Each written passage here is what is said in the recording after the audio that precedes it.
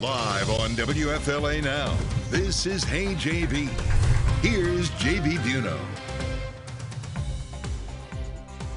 The Moab report, placing the quote-unquote unintentional mistakes of officers under the microscope. Officers that responded to a report of domestic violence between GABBY PETITO and Brian Laundrie back in August. A recorded moment in time involving police before Brian's return to Florida and Gabby's death as a result of homicide.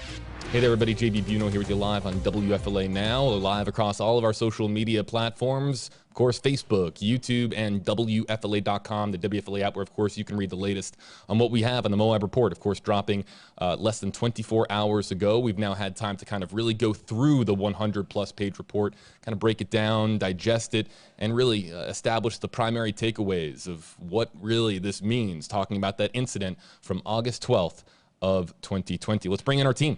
Brian Entin joining us in the top left-hand portion of your screen. Of course, Brian Entin of News Nation. Great to have Jennifer Coffindaffer joining us, FBI expert, a retired FBI agent herself, and WFLA senior investigator Walt Buteau beneath me on the right-hand side of your screen. What we're gonna be doing on the stream, we're gonna feature any of your hashtag-based comments, any of the hashtags you see all around your screen. You see them on the yellow stripes. We'll look for hashtag HJB and all the other various hashtag hey comments as well. But also, we're going to be going through this snippet by snippet, some of the pages of this report. But Brian, you've been on News Nation now the last, really, you're always on News Nation. And I don't really know how much sleep you've received in the last 24 hours, but now that you've had a chance to get some sleep and go through this even more, what's your biggest takeaway of this report coming out? Yeah, it's definitely been a busy week. My biggest takeaway, is that they were very, very clear, the investigator who did this, that they were unintentional mistakes, but that there were a number of mistakes. The thing that stood out to me the most was that the investigator said that there should have been an arrest, that there was probable cause for an arrest, and that they believed that the arrest should have been GABBY PETITO, that GABBY PETITO should have actually been arrested, that she was the primary aggressor in the incident.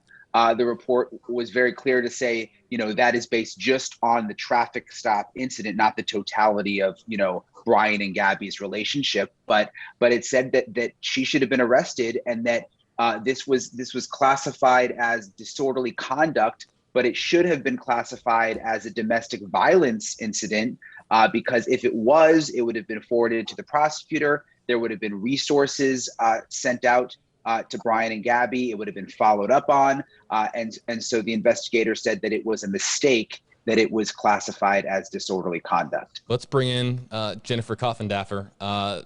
Jennifer, some of the things that have been said on social media in the last 24 hours, there has been some sense of understanding from a law enforcement expert law enforcement comments that are out there. People saying that they understand the officer's frame of mind and the approach that they took in this hour-long body camera video that we dissected for weeks and weeks on end, as, of course, we were the search for GABBY PETITO went on, the search for Brian Laundrie went on as well. What's your biggest takeaway from this report coming out of Moab?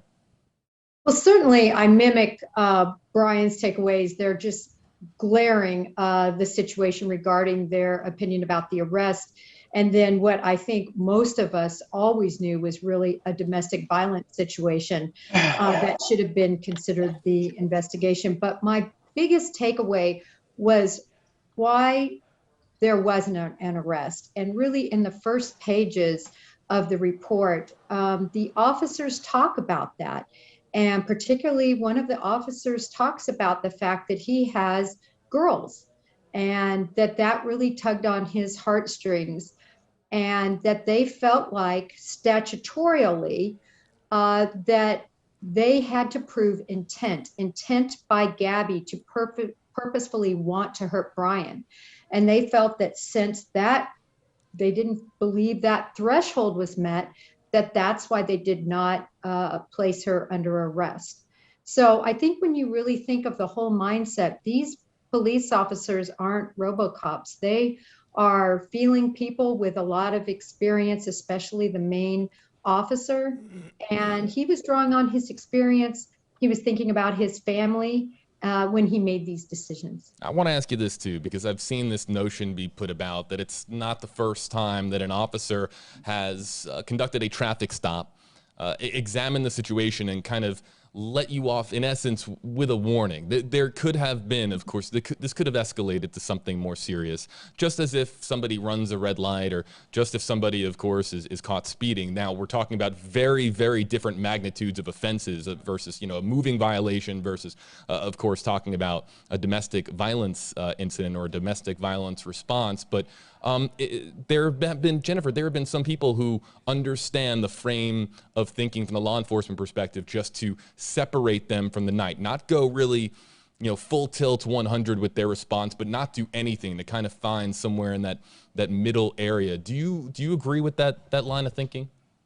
Well, I tell you, initially when I saw this stop, prior to reading the report, watching it over and over again, I was actually, I felt these officers spending about 75 minutes on scene with them and truly trying to make the right decisions for the situation.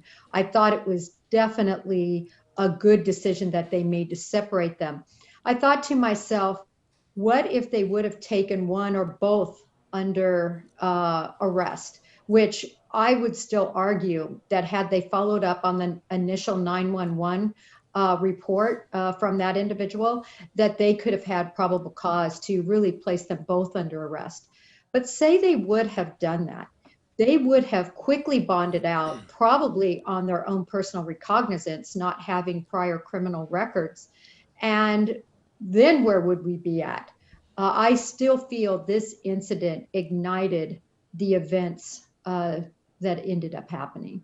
You're not alone in thinking that. I'm always paying attention to what people are saying on social media. And Jennifer, believe me, you are far from being alone in thinking that.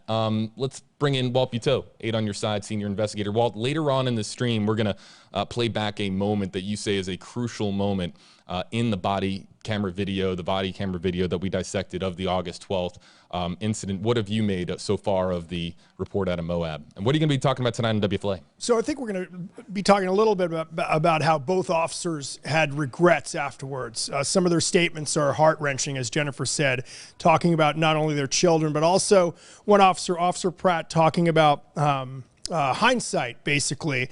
And the wording's a little awkward in his statement, but still his point is, we can all look at this now and say, oh, they should have arrested Brian, they should have arrested Gabby. There's Officer Pratt had said about Brian that he seemed like a mental and emotional bully.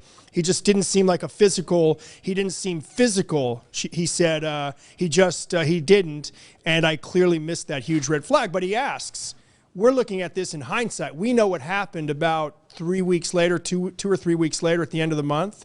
At that moment, if you see Brian Laundrie, do you say arrest that guy? And again, to Jennifer's point, if they had been arrested, does this end their relationship? They're adults. Nobody's calling their parents to come pick them up. They end up, more than likely, as was discussed in the video, they end up back together. And does it stop the eventual end of Gabby Petito's life? I think that's unknown. The report says that's unknown as well. But again, from the report, I'm very interested in it, again, in how the officers view it in hindsight. But again, it is hindsight, and as we say, hindsight is 20/20.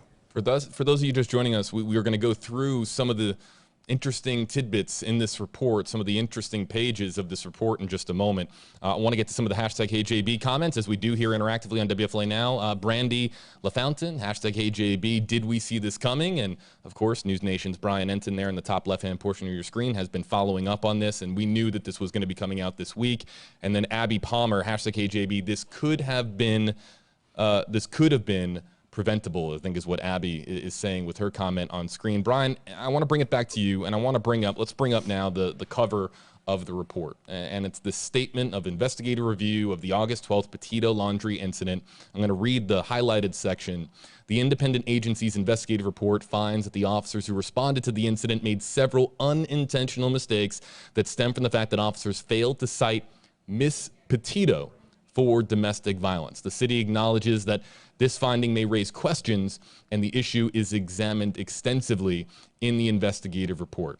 So this notion that is put out there, of course, online, you know, that we've been talking about this, Brian, you and I, for months, and throughout this entire really story, people have been, of course, thinking of that they immediately associate Gabby Petito as the victim in this case. And then you start to see all the social media commentary last night about Brian Laundrie being the victim of domestic violence and that Miss Petito should have been cited. It kind of flipped everything upside down with some of the social media. And I think that there was some backlash from some people on social media as well in response to that line of thinking. Yeah, I mean, look, there's a lot that we know about the sort of the totality of the situation that the officers in that moment didn't know. I mean, it's easy for us to sort of Monday morning quarterback. You have to sort of remember that this was just like a traffic stop to them with these two people. But, you know, you do have to think about that 911 call that they initially got where the caller said that Brian was hitting Gabby. And was that information not relayed to the officers? Because you would think if they knew that Brian could have also been arrested. I mean, is it possible they could have both been arrested? And we'll never know how that would have changed things. But like, I was up last night thinking to myself, gosh, even if just Gabby was arrested, would that have changed the outcome? I mean, I know Walt mentioned that. I mean, very well, she may have just bonded out and they continued on the road trip. And when they got to Wyoming, we had the same sad outcome. But is it possible if she was arrested, you know, her parents would have been involved? Maybe some truth about what was going on behind the scenes would have come out. You know, it really may have changed things. We'll just never really know. Walt? You know, and yes, and I'll say this, in the report indicates that these officers looked at it as a mental health situation, not a domestic violence situation. And then the investigator asked, well, then why didn't you call for mental health help? Why didn't you call an agency for that? I personally think, and again, the outcome, we don't know what would have happened. And again, you know, I don't want a Monday morning quarterback like Brian said, but you wonder, in some ways, the mental health help from somebody, a social worker, might have been more valuable to stopping this than the day in jail. Because the day in jail, the night in jail, she bonds out. I mean, they continued on their trip together anyway for another 2 or 3 weeks before it got before she was allegedly murdered. And so the mental health help, though, I think might have maybe prompted her to say, well, wait a minute, what am I doing? I don't know. To some degree, I think that would have been more valuable than a night in jail, but we'll never know. Brian, I know that we are coming up here on the clock as far as the time that I know that you have to get going. Before we let you go, people, of course, this is one of those stories, of course, where we're really, you know, stopping with the Gabby Petito, Brian Laundrie story and examining this in depth. But people want to still know whether or not, and Jennifer, I will ask you this same question in just a bit, but people want to know where this goes from here now. And of course, this report reviews the conduct and what took place that day with Moab police on August 12th. But I think a lot of the focus still remains on what's next in the Gabby Petito, Brian Laundrie story, especially when it comes to hearing from the FBI. Before we let you go, what are you looking forward to next as far as the next phase of this story? Well, I think Jennifer will be able to answer that better, you know, because she knows all about the FBI. But yeah, we're all hoping that there'll be some kind of news conference or final report that gives us some kind of closure where they'll officially connect Brian Laundrie to Gabby Petito. But yeah, I have to run out and shoot a story, so I got to run. But the last thing I wanted to say was, like, just having covered this, I really hope that this investigative report into the traffic stop actually leads to some good, like not just in Moab, but nationwide with domestic violence training. And you know, just hopefully other departments will look at this and they can learn from it. And the other thing I wanted to say was you just have to feel, in some ways for the officers, I mean, based on their interview in the report, this is obviously not a situation that they took lightly in retrospect. I mean, I think that they're having a very, very difficult time coping with the outcome of all of this and living with this nightmare. And I've spoken to people in Moab and I've spoken to the assistant chief there at length. So, you know, I think they're in a tough place too right now, because I think in the moment, based on this report, they really thought they were doing the right thing. Brian Enton of News Nation, everybody. He's been up quite a bit the last 24 hours covering this story and many more. Of course, we're talking about the Harmony Montgomery disappearance as well. We've been covering that quite a bit this week and really into last week as well. Brian, really appreciate your time, and welcome back to Florida. Thanks. I'll see you guys later. All right, guys, let's get you to the response from Brian Laundrie's attorney, of course, that being Stephen Bertolino. It is a lengthy statement. I'm not going to be able to read it in its entirety, but I will read this last portion here because I think a lot of folks that have been joining the stream have read this already, making the rounds, of course, on social media, this statement from Stephen Bertolino. There are many, I'm going to read this portion here. In my opinion, the officers did the right thing by separating the two young adults. There are many other factors at play here that may have changed the outcome of the two young lives that have been tragically lost. We may never know if citing Gabby or Brian, for that matter, would have been the deciding factor in the final outcome, but I personally don't believe we should issue criminal citations and label everything as domestic violence. Let's bring back in our team. Walt Buteau, senior investigator here at WFLA, Jennifer Coffindaffer, joining us, of course, retired FBI agent and really our go-to FBI expert. Jennifer, I want to get your response there first. When it comes to just law enforcement, domestic violence, and where those two intersect, it's an extremely complex, complicated issue, one that has been really at the heart of the story ever since we saw the Moab video come out, that body camera video come out. What's your response to Stephen Bertolino's statement just there, him responding to the Moab report? You know, he makes the point that I think we're all trying to make, that none of us can know what a change it would have been if Gabby Petito or Brian Laundrie would have been taken into custody. To his other points, they're a little bit generic to me, but you know, we just can't say what would have happened in hindsight. But I do agree with Brian Enton. Brian Enton makes a great point that possibly if she was incarcerated, even overnight, there would have been some court settings. Probably she would have notified her parents, and this whole trajectory might have gone off track. Yeah, it's something that others, of course, on social media as well have been commenting. What if there had been that escalated intervention by law enforcement? How does that impact the timeline? How drastically does that impact the timeline?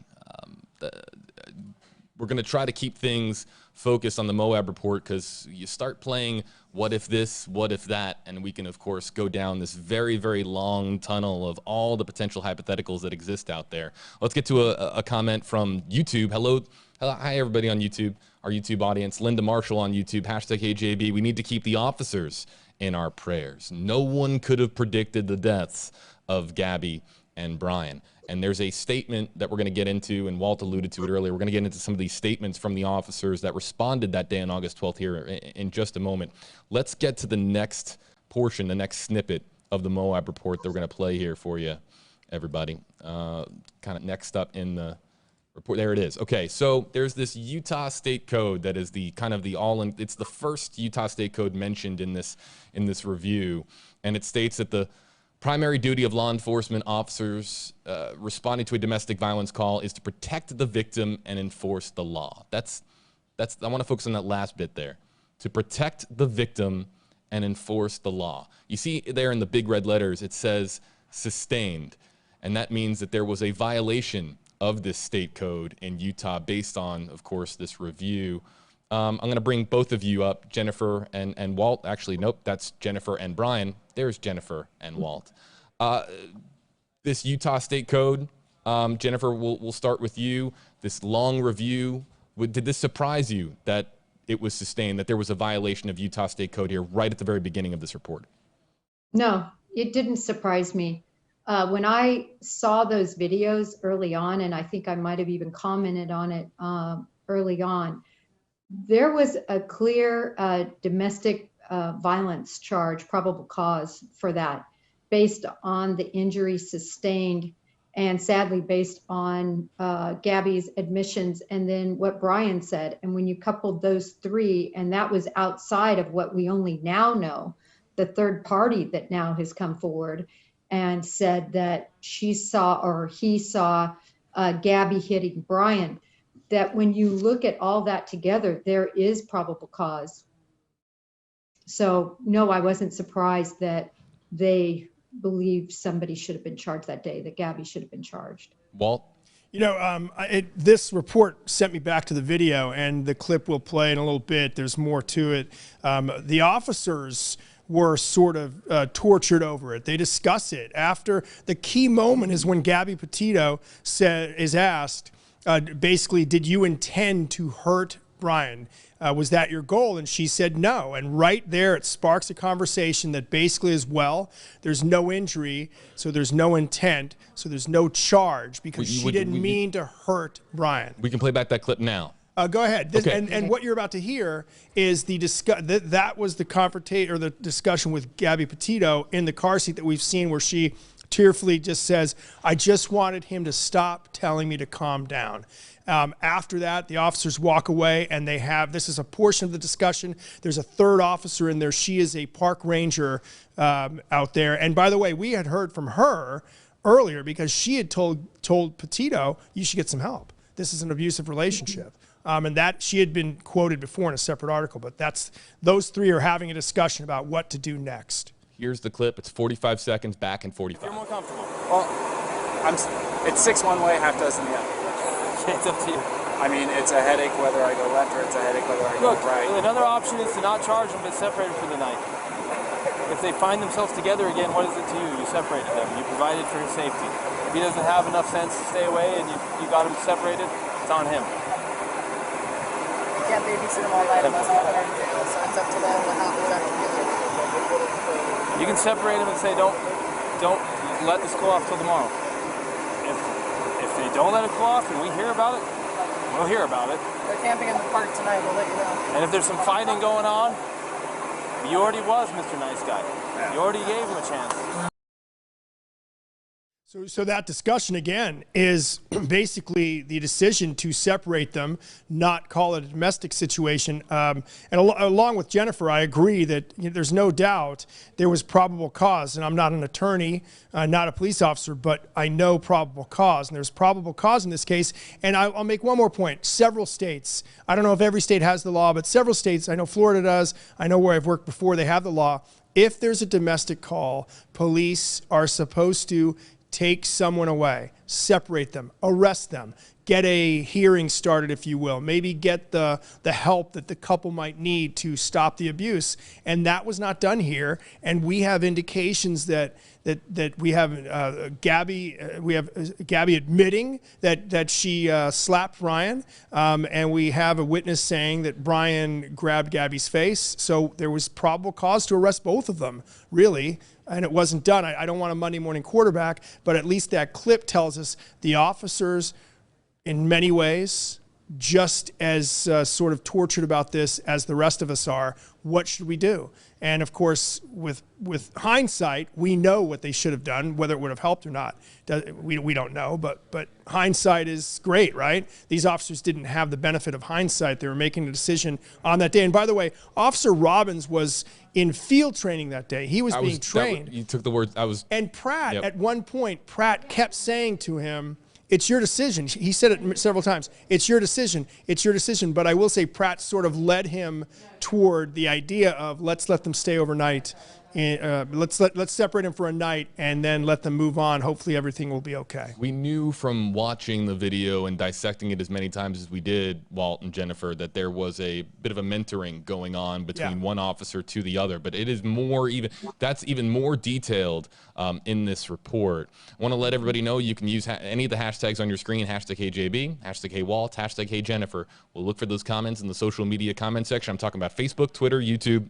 And if there's one, of course, we're going to try to get as many loaded up here as possible. We'll feature them on screen if they incorporate one of those hashtags. If you don't want your comment to be featured on a news live stream like this, don't use the hashtag. We'll let your comment continue to scroll on by. I want to get to this. Jennifer, I'm going to get to you here in just a second, but I want to bring up TB's comment. And he says, hashtag KJB, I deal with law enforcement on a regular basis. My impression is these officers went above and beyond most interactions of this type. It's unfortunate that the general public does not have a true understanding of what law enforcement does or deals with on a day in and day out basis. At the end of the day, these officers truly made an in-depth inquiry of the circumstances surrounding this event. I want to give Jennifer the opportunity to respond here to TB, and also to Jennifer, if you want to talk too about what Walt just noted as this mentorship that went on over the course of the hour-plus long video from one officer to the other. There was a lot of coaching going on, and that's obviously quite routine with what we have with law enforcement in this country. Well, first, to respond to TB's statement, I 100% concur. These types of stops, and really any type of stops, any type of arrests, are so hectic. It's really hard for me to explain everything that's going on when these are occurring. You're talking to your partners, you're getting other calls, which they talk about in this report. You know, they're being inundated with other calls coming in because they're out on this for 75 minutes. You're also dealing with these individuals, and having been on domestics before, I can tell you, sorry, I seem to be off kilter here. I can tell you that it's ever changing. Sometimes the husband completely turns on the woman, and then the woman is upset, and then she turns back on the man.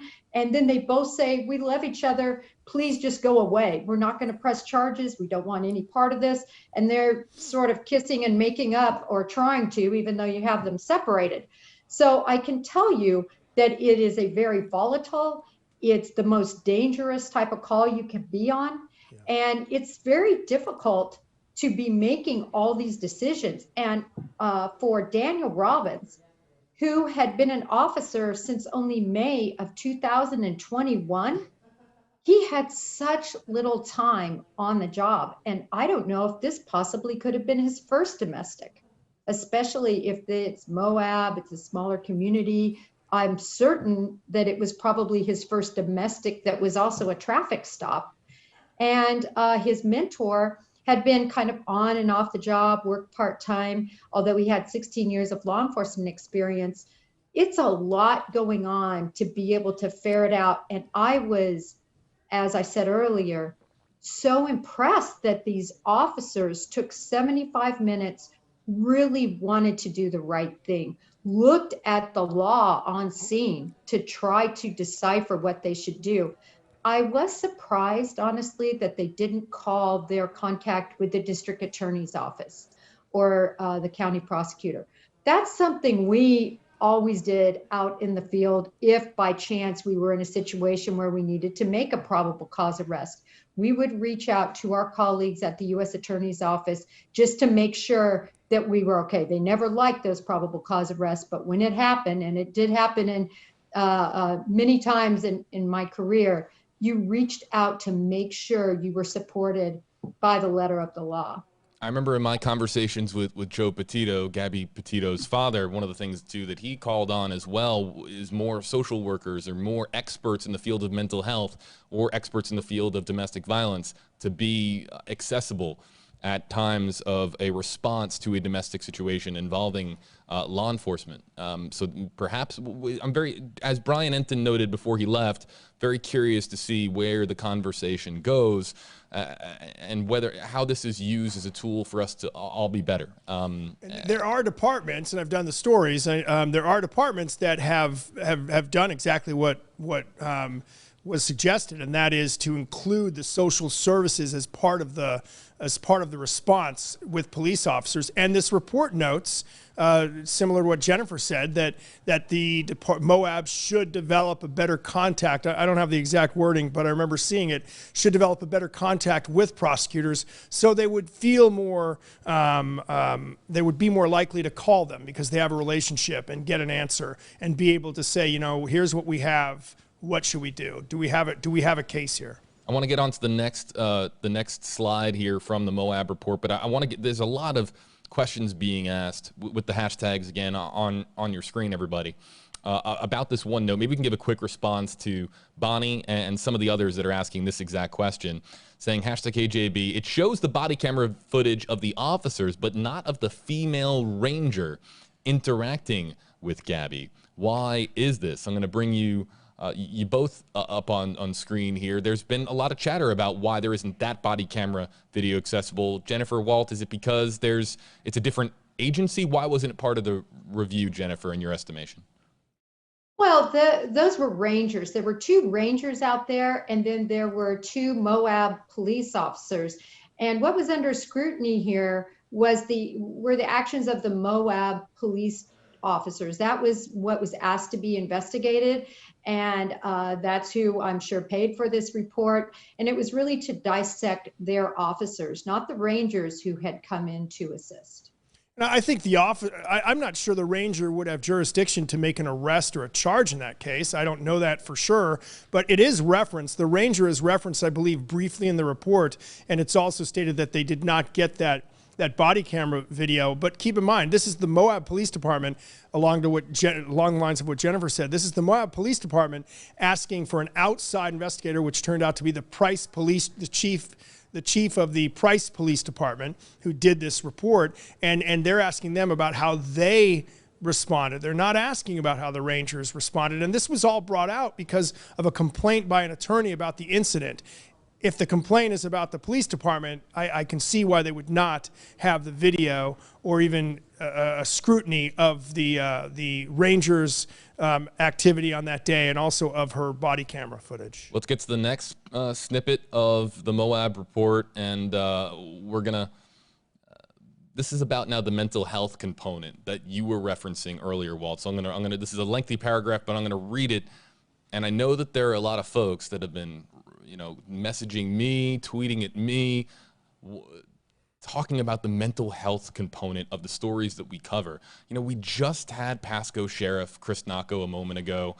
We had a terrible story, and I'll fill in our viewers and Jennifer. A terrible story has broke over the last 24 hours here in the Tampa Bay area, Pasco County, part of the Tampa Bay area, maybe a couple of hours north of the Carlton Reserve, which I'm sure our Petito and Laundrie viewers know where that is on a map. But about 2 hours north of there is Pasco County, Florida. We had a terrible story from overnight. A mother committing a terrible, according to the evidence and what we know with the preliminary stages of the investigation, a mother committing a murder-suicide with her 3-year-old and 9-month-old sons, turning the gun on them, then turning the gun on herself. And we just had, about an hour ago, Sheriff Chris Nacco make this passionate plea to the public and to society for there to be more of a conversation about mental health.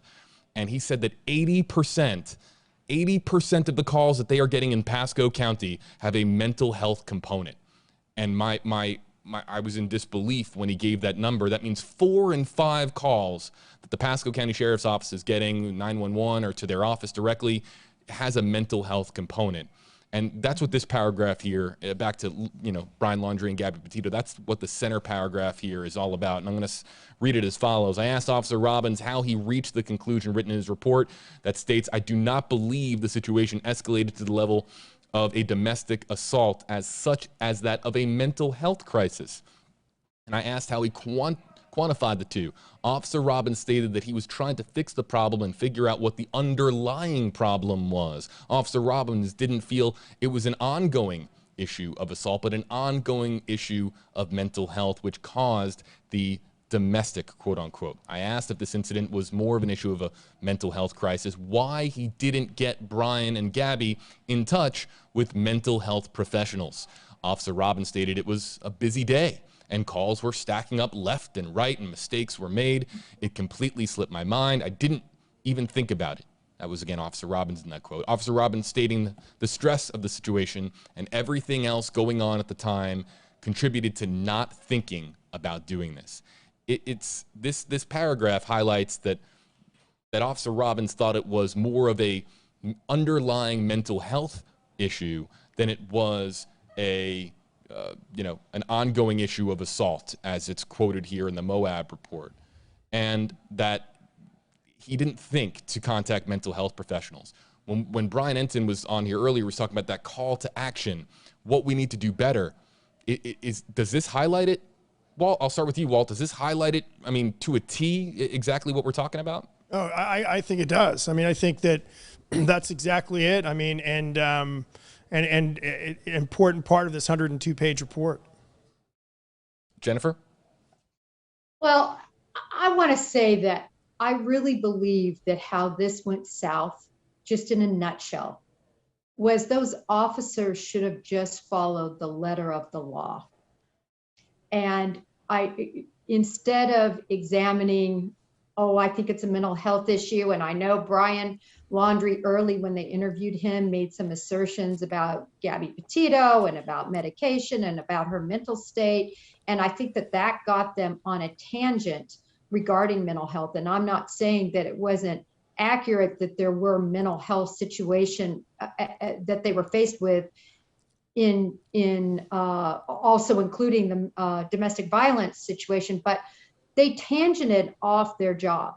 Their job was to go on scene to evaluate if there was a violation of the law, and the minute that that violation occurred, that they established probable cause, they should have placed one or both of these individuals under arrest. It should not have spiraled into this, 75-minute ordeal. And I think if that would have happened, they could have gotten mental health help when they were incarcerated. That can be requested.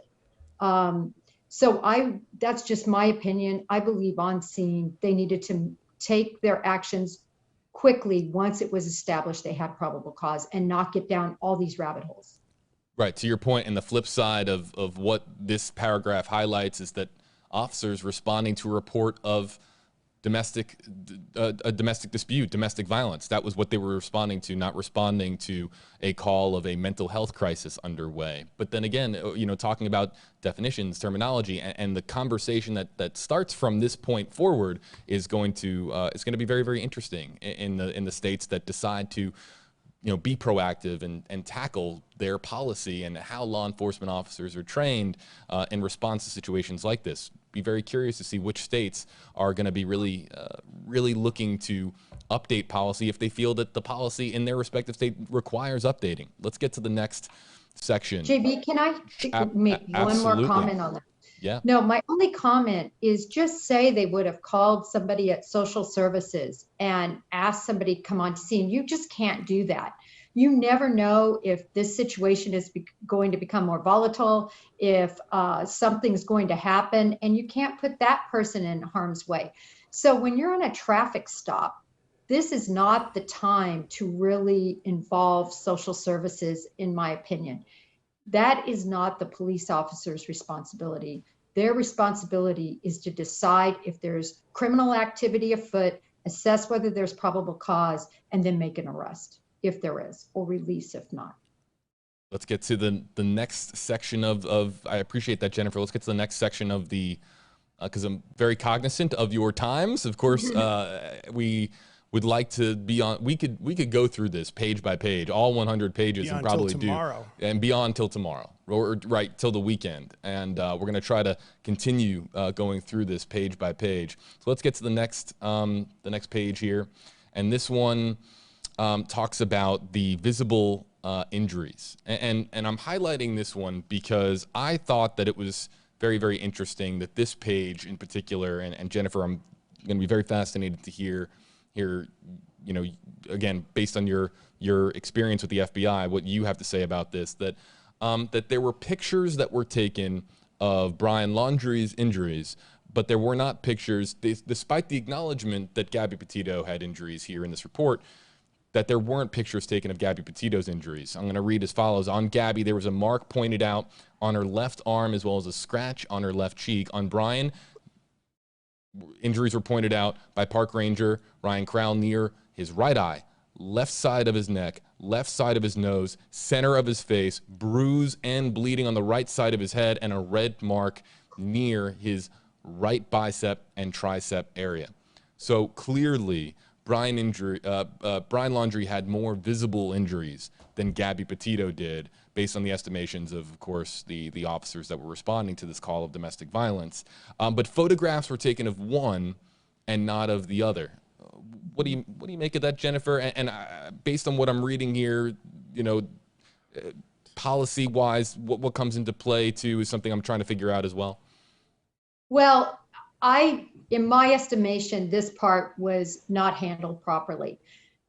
Gabby Petito had marks. She should have also been photographed. They should have checked below her clothing area like they did with Brian. They should have offered her an ambulance or other assistance, which I think they did with Brian. They didn't with her.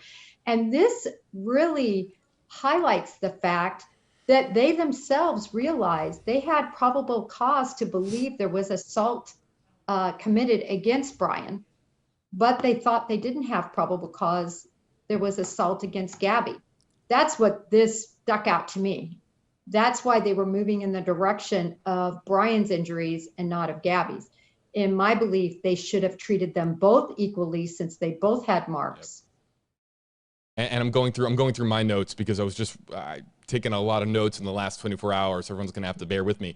But you see there sustained in the center of your screen, that means that there was a violation here of Utah State Code. So what you are saying is 100% accurate, that if pictures were taken of one, pictures should have been taken of the other based on the fact that there were visible injuries on both, regardless of the fact that Brian had more numerous injuries, you know, the ear, the eye, the side of the face, or excuse me, center of the face, all these injuries that were more visible, that it still should have been policy for them, or it should have been the procedure for them at the time to, and it was a procedure, but what they should have done is taken pictures of both Gabrielle Petito and Brian Laundrie.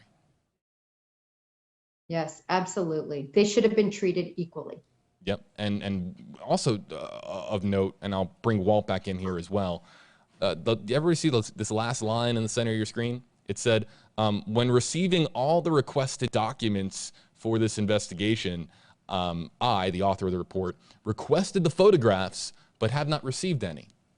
That to me is interesting. Now they're photographs of the injuries to Brian Laundrie, and I'm sure many of them are close-ups of those marks that we were talking about. But Walt, starting with you, and then Jennifer, do you make anything of that they have been that this internal review, or this review that has been conducted, they've been unable to get the photographs that were taken of Brian Laundrie's injuries? There's an exchange in there where one of the officers, and I don't have it in front of me, one of the officers says that he looked everywhere for the photographs and could not find them. He was upset with himself for not being able to find them. So that's his explanation for that.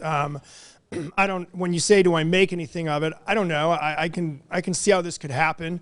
But at the same time, it's hard to believe the photographs are not available somehow in either the police report or somewhere, to not be able to present them to the outside investigator. Jennifer, anything to add up? Yeah, I'm stunned. You should have the pictures of something that is so important. I wonder whether he took them with his police cell phone.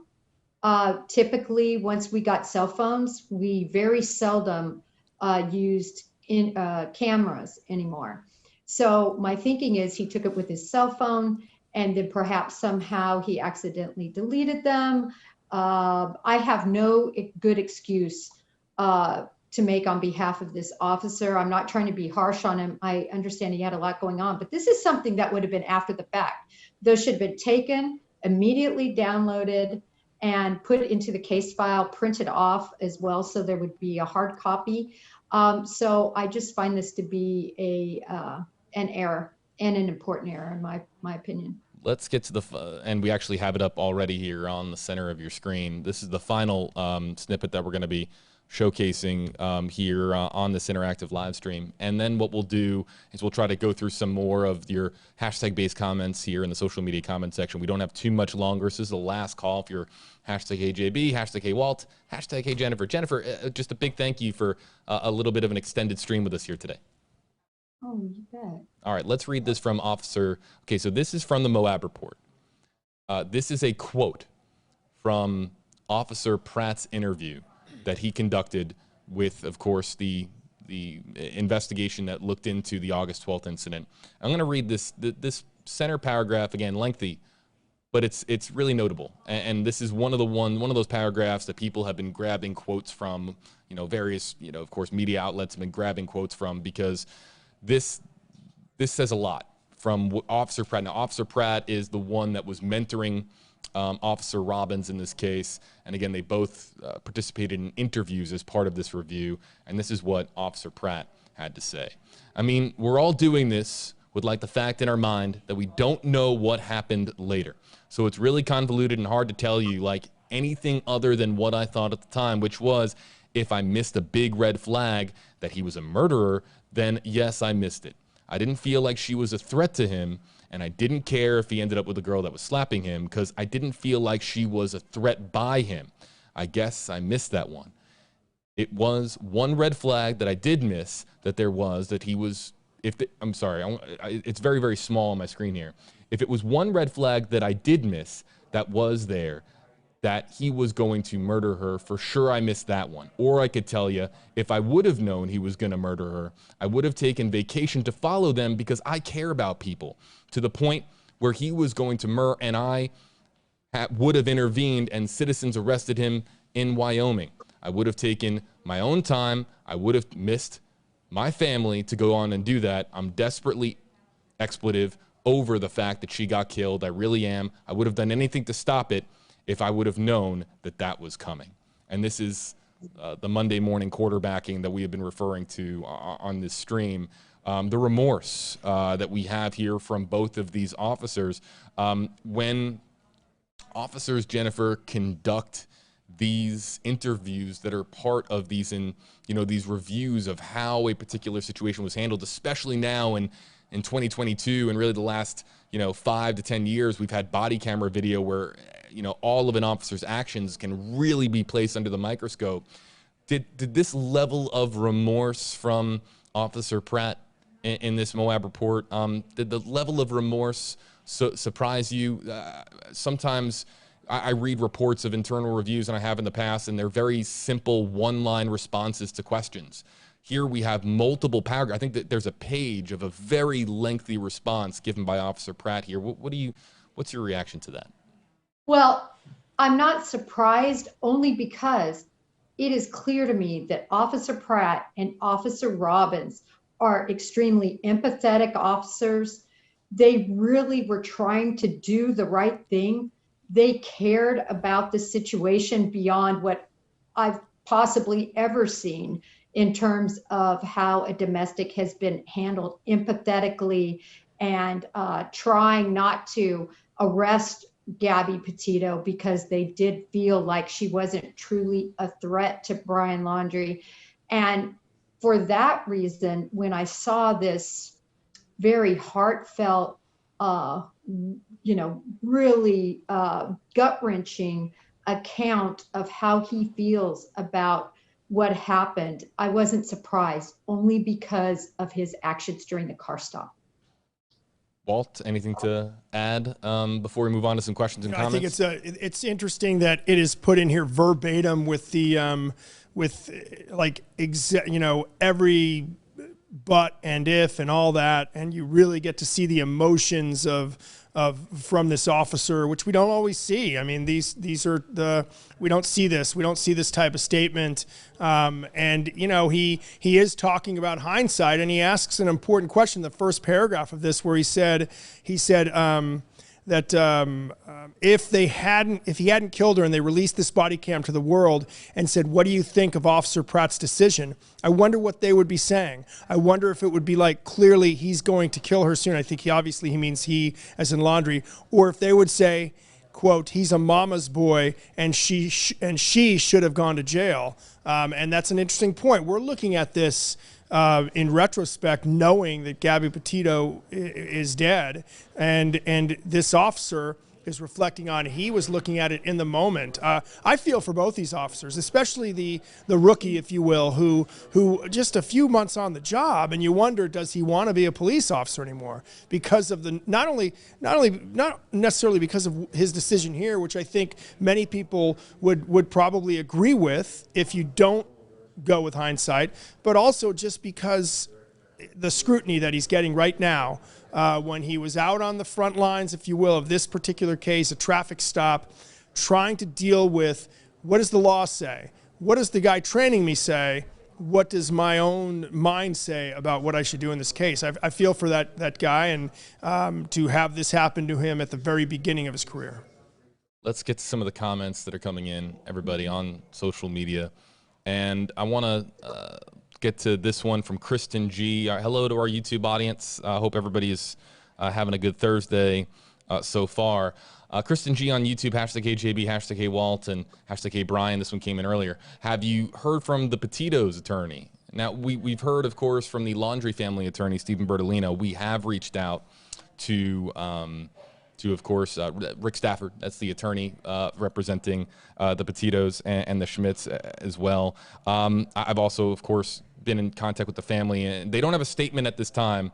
Nicole Schmidt, Gabby's mom, just basically said to me, you know, appreciate those out there that are being a voice for victims. And you know, the Gabby Petito Foundation has, of course, been really trying to carry momentum forward as far as the issues that they are so passionate about with you know, missing people, especially in this country. And I encourage folks to you know, want to be part of that movement. You can, of course, follow them on social media and go visit their website, but no official comment at this time. We'll be very curious to see if there's any statement released on behalf of Gabby's family.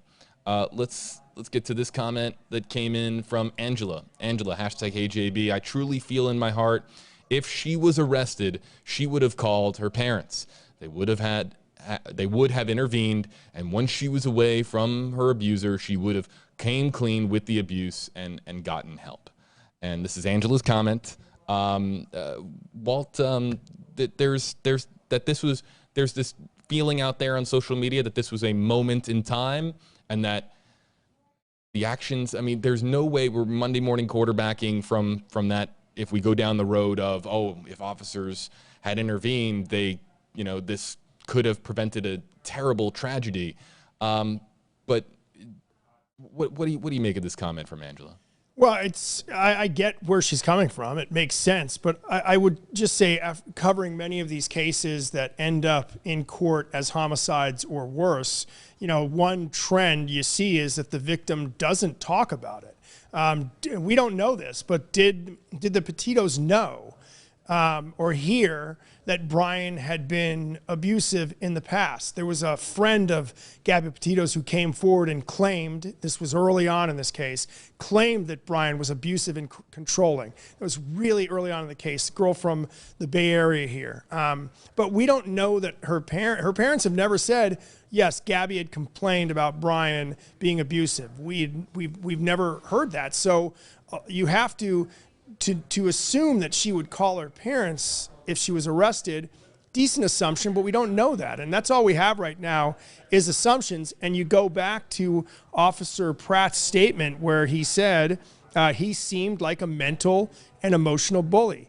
He just didn't seem physical. And he says, I certainly missed that huge red flag. He did not see him as a physically abusive individual. He saw him more emotionally abusive, which again, you have to ask, would she have called her parents if she was arrested? Or does Brian end up bailing her out? We don't know that. And it's easy to look forward and say, oh, it would have changed everything, but we just don't know that. I want to pivot to a question that I just got via text message, and Jennifer, it's perfect for you. We only have another 5 minutes, everybody, on our live stream, but I want to pivot to this question I just got from a friend via text message. And there's a portion in the video, I'll try to pause it during this moment, but the body camera video shows the officers going in and get into their vehicle. I think it was Officer Pratt's shot on the body camera, going in and taking a closer look at code. At Utah State state code, basically looking at the policy in front of them in the laptop, in the driver's seat of their police vehicle. Jennifer, how common is it for them to take a closer look with an active scene with Gabby Petito and Brian Laundrie right outside that vehicle? How common is it for an officer to go into their vehicle and actually examine the code word for word like that, whether it's for assault or in a domestic violence response? I would say very uncommon. I would say uncommon because typically we know the parameters of the violations that we investigate, and when we don't, we typically reach out to a law enforcement or a attorney, in their case, a county attorney, a district attorney office, to get any clarification that they might have. But I applaud these officers for trying to make sure that they followed the letter of the law here. And I think that's even the verbiage they used. They were very concerned with this decision they were making, and they wanted to follow the letter of the law.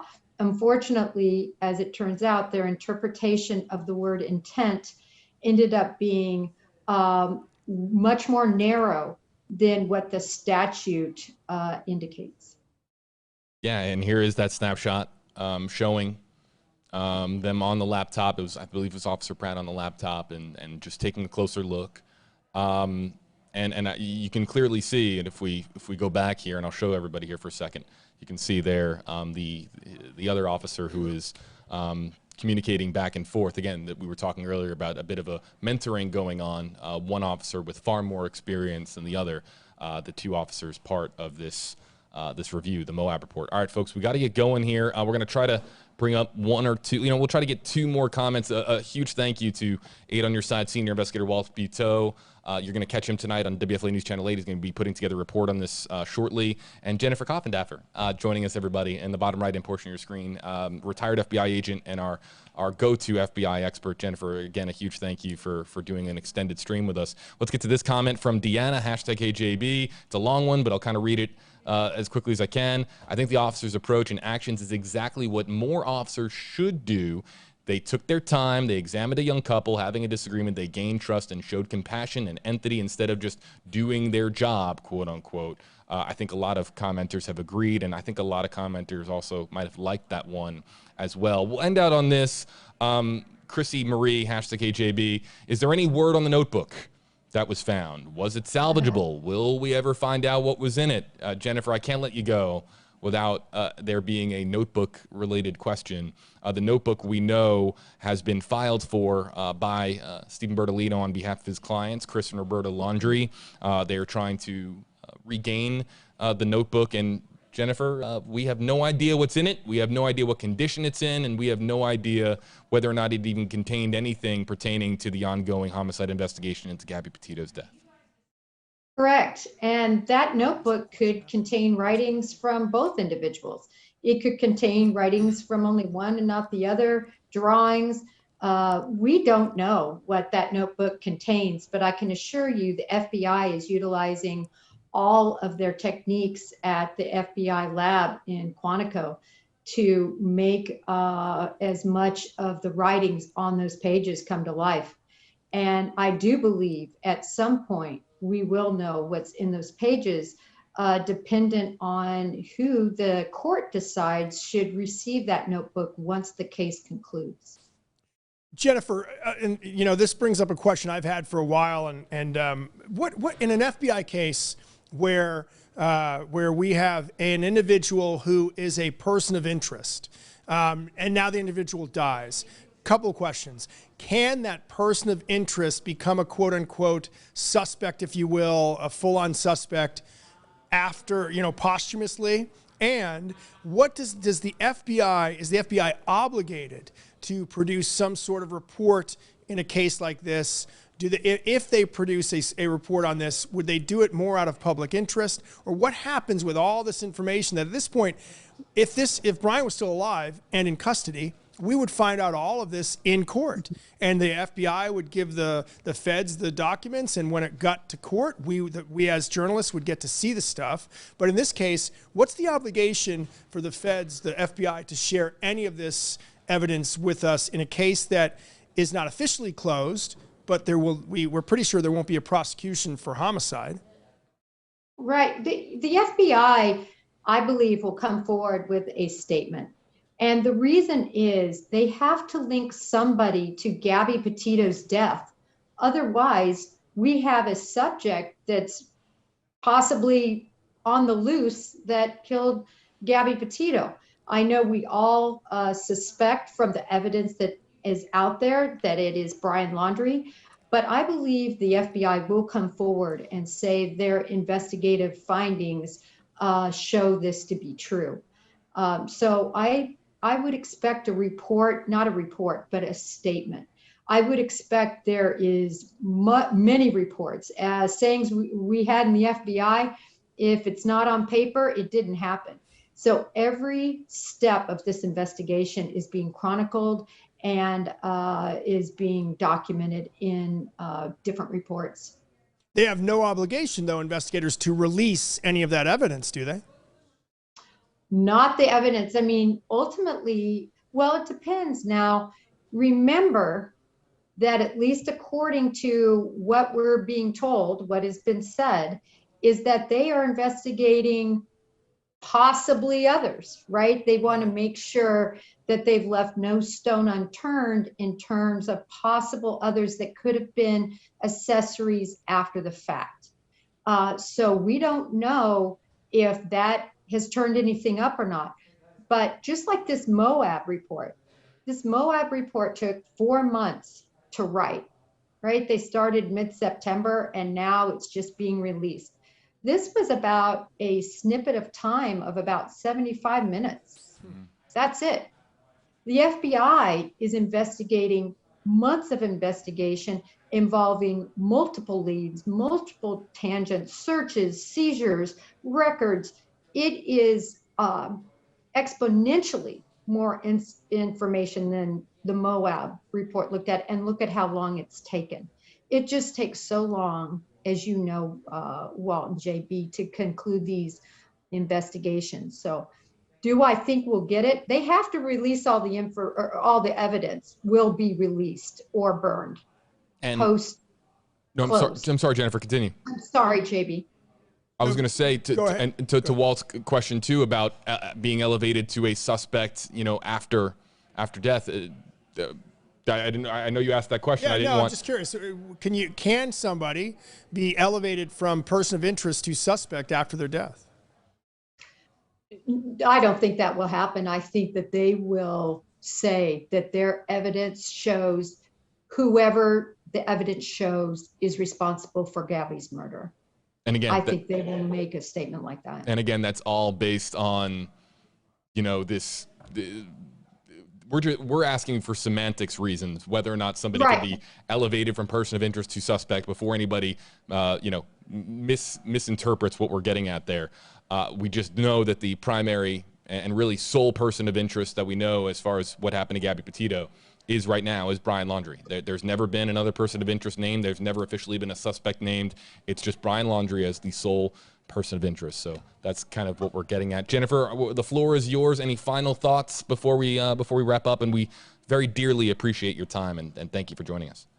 Oh, no, thank you for having me. I would just like to tail off what your last note from one of your callers was. And I can't agree more that these officers went above and beyond their call of duty. They acted with so much empathy, with so much respect, and they truly tried to make the best decision they could make under all the circumstances involved. And with that being said, I do wish that more officers had this sort of empathy and respect in trying to get down to the facts and consider everything. But I do believe that they should have followed the letter of the law, even if it took them 75 minutes to get to it. The letter of the law always should dictate what we do as officers. I'd like to really thank Jennifer Coffindaffer for joining us, everybody. And of course, 8 on your side, senior investigator Walt Buteau. Walt, you're working on a report for tonight on WFLA News Channel 8, and very much looking forward to it. Perhaps you can let viewers know what you're working on.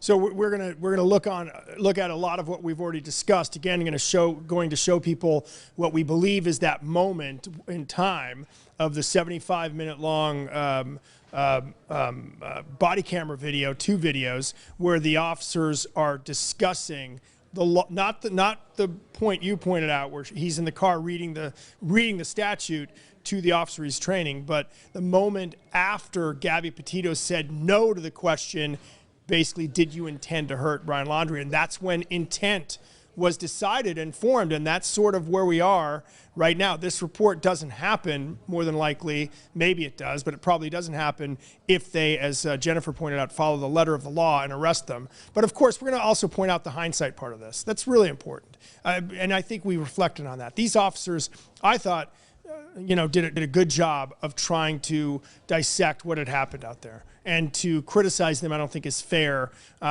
Nobody's perfect. They're not robots. And they were dealing with 2 young folks who had some situations going on, some physical violence. And they did their best. And I think they were compassionate. And, it's easy to be a Monday morning quarterback. It just is. I'm looking forward to seeing Walt's report. You'll catch it tonight, everybody, on WFLA News Channel 8, your NBC station here in the Tampa Bay area. That's us, WFLA. And for those of you joining us outside the Tampa Bay area, you, of course, can find it later on tonight on WFLA.com and the WFLA app. Once again, a big thank you to Jennifer and Walt. I'm JB. Appreciate all of the hashtag HeyJB, hashtag HeyWalt, hashtag HeyJennifer comments that we got. There's no way we can ever get to them all, so a personal apology to everybody because we tried to get to some more of them today. We were unable to do so. We got to about a dozen of them.